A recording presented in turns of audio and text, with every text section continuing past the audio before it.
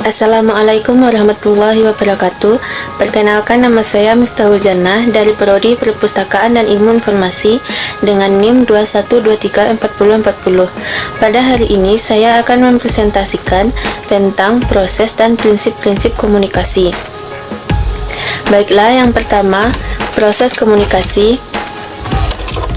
Proses komunikasi adalah bagaimana komunikator menyampaikan pesan kepada komunikannya, sehingga dapat menciptakan suatu persamaan makna antara komunikan dengan komunikatornya. Proses komunikasi ini bertujuan untuk menciptakan komunikasi yang efektif, yaitu sesuai dengan tujuan komunikasi pada umumnya. Proses komunikasi banyak melalui perkembangan. Proses komunikasi dapat terjadi apabila interaksi antar manusia dan ada penyampaian pesan untuk mewujudkan motif komunikasi. Proses komunikasi yang pertama yaitu proses komunikasi primer. Proses komunikasi primer adalah mengantarkan pikiran dengan menggunakan lambang atau simbol sebagai medianya.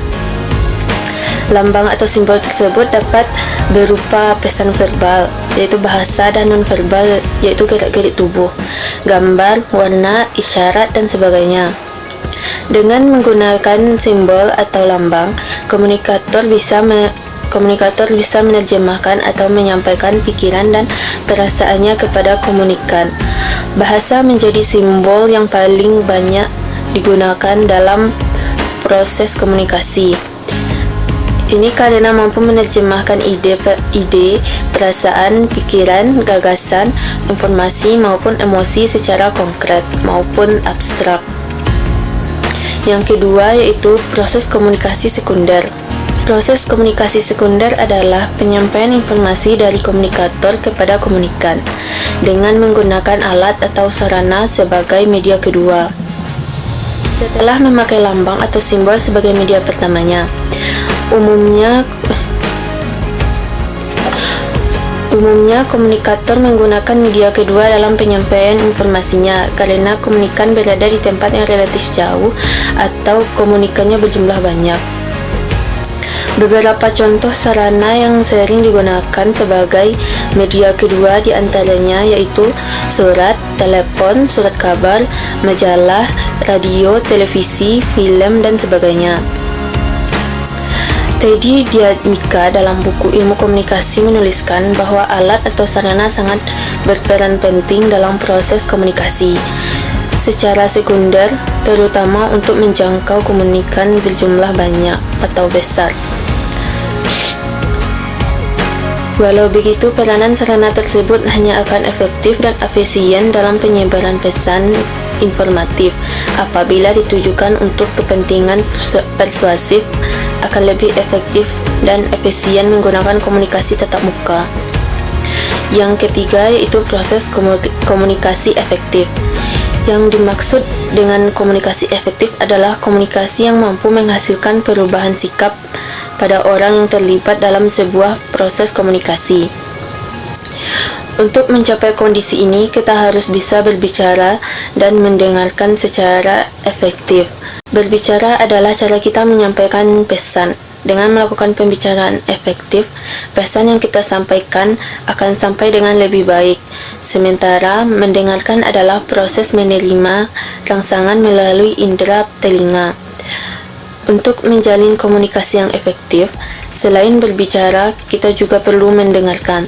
Prinsip dasar yang harus kita perhatikan dalam berkomunikasi dapat kita rangkum dalam satu kata, yaitu reach, yaitu respect, empati, audible, clarity, dan humble, yang berarti merengkuh atau meraih.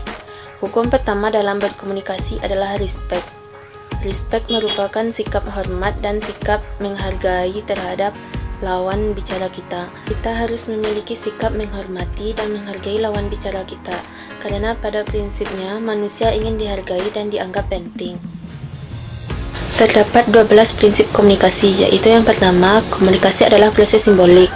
Hubungan antara pihak-pihak yang ikut serta dalam proses komunikasi banyak ditentukan oleh simbol atau lambang-lambang yang digunakan dalam berkomunikasi.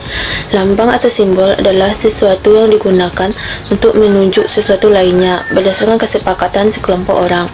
Lambang meliputi kata-kata kata-kata, perilaku nonverbal, dan objek yang maknanya disepakati bersama. Kemampuan manusia menggunakan lambang verbal memungkinkan perkembangan bahasa. Kemampuan manusia menggunakan lambang, baik dalam penyandian ataupun penyandian balik. Manusia dapat berbagi pengalaman dan pengetahuan. Yang kedua, setiap perilaku mempunyai potensi komunikasi. Tidak berarti bahwa semua perilaku adalah komunikasi, namun komunikasi terjadi bila seseorang memberi makna pada perilaku orang lain atau perilakunya sendiri. Setiap perilaku seseorang punya potensi untuk ditafsirkan. Ketika seseorang tersenyum, cemberut, berdiam diri.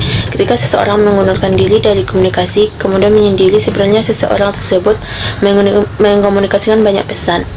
Orang lain akan menafsirkan tersenyum sebagai gembira, cemberut sebagai ngambek, diam ditafsirkan sebagai malu, segan atau ragu-ragu, atau tidak setuju bahkan ditafsirkan sebagai marah. Yang ketiga, komunikasi memiliki dimensi isi dan dimensi hubungan. Dimensi isi ini secara verbal, sedangkan dimensi hubungan disandi secara nonverbal.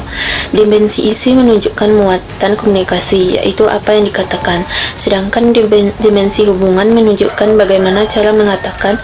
Bagaimana cara mengatakan ini mengisyaratkan bagaimana hubungan peserta komunikasi dan menunjukkan bagaimana pesan itu ditafsirkan dalam dimensi isi.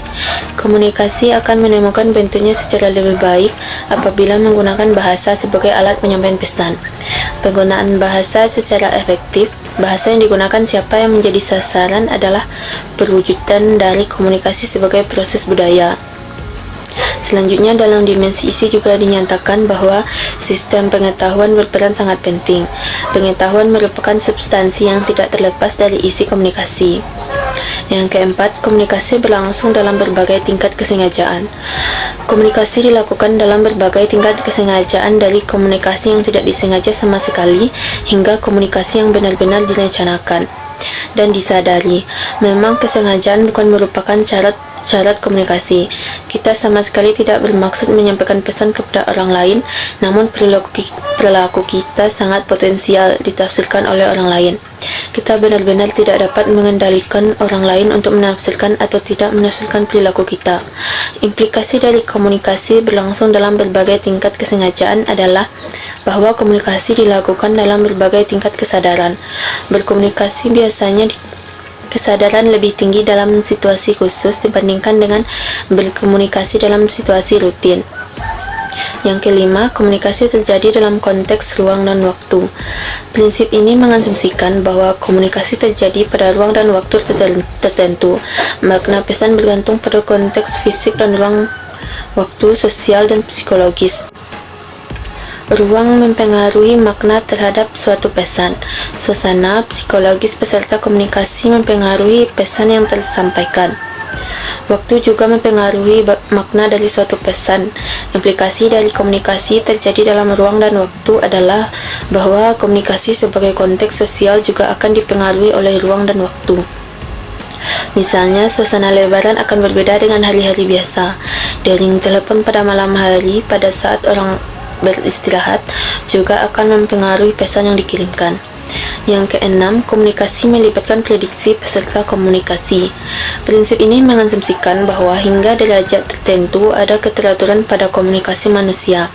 Dengan kata lain, bahwa karena perilaku manusia memiliki keteraturan, maka minimal secara parsial dapat diramalkan. Ketika orang-orang berkomunikasi, mereka meramalkan efek perilaku komunikasi mereka.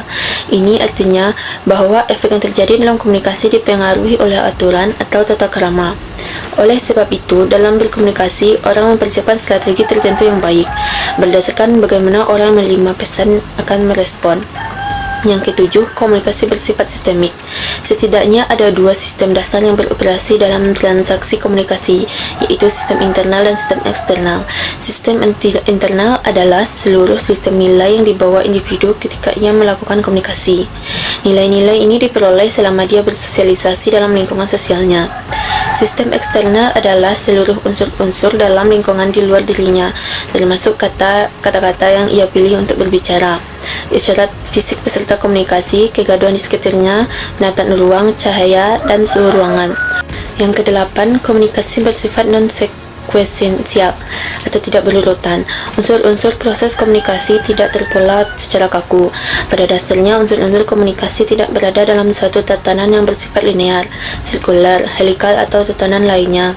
Unsur-unsur proses komunikasi boleh jadi beroperasi dalam satu tatanan, tetapi mungkin pula hanya sebagian, sementara yang lainnya dalam suatu tatanan yang acak.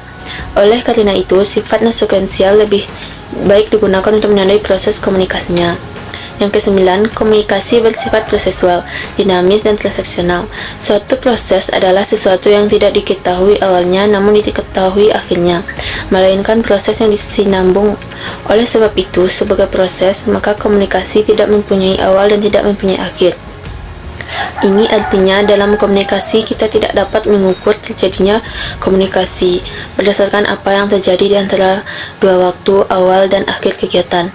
Komunikasi bersifat dinamis ini artinya dalam proses komunikasi para peserta komunikasi saling memengaruhi. Seberapapun kecilnya pengaruh tersebut, yang juga penting kita pahami bahwa semua model komunikasi sebenarnya merupakan pemotretan atas gambar diam dari proses tersebut. Implikasi dari komunikasi sebagai proses yang dinamis dan transaksional ini adalah bahwa para peserta komunikasi sekedar berubah pengetahuannya hingga berubah pandangannya, keyakinannya, dan perilakunya. Yang ke-10, komunikasi bersifat irreversibel. Suatu perilaku adalah suatu peristiwa. Suatu peristiwa adalah sesuatu yang telah terjadi. Oleh karena merupakan sesuatu peristiwa, perilaku hanya berlangsung dalam waktu dan tidak dapat diambil kembali. Perilaku baru tidak akan mengubahkan perilaku sebelumnya. Sifat irreversibel ini adalah implikasi dari komunikasi sebagai proses yang selalu berubah. Prinsip ini seyogyanya menyadarkan kita bahwa kita harus berhati-hati untuk menyampaikan pesan kepada orang lain, sebab efeknya tidak bisa ditiadakan sama sekali. Yang ke-11, komunikasi bukan panacea untuk menyelesaikan berbagai masalah. Banyak persoalan dan konflik antar manusia disebabkan oleh masalah komunikasi. Namun, komunikasi bukanlah obat mujarab untuk menyelesaikan persoalan atau konflik itu. Karena mungkin sekali bahwa persoalan itu berkaitan masalah struktural atau aturan. Yang ke-12, semakin mirip latar belakang sosial budaya, semakin efektif komunikasi. Akan menemukan bentuk secara lebih baik apabila menggunakan komponen-komponen budaya. Komunikasi yang efektif adalah komunikasi yang hasilnya sesuai dengan harapan para pesertanya, yaitu orang-orang yang terlibat dalam komunikasi. Makna suatu pesan baik verbal maupun non-verbal pada dasarnya terikat budaya. Kesamaan dalam hal-hal tertentu misalnya agama, ras, bahasa, tingkat pendidikan, tingkat ekonomi, hobi akan mendorong orang-orang untuk saling tertarik sehingga pada gilirannya menjadi dekat dan komunikasi mereka menjadi efektif. Sekian presentasi dari saya. Wassalamualaikum warahmatullahi wabarakatuh.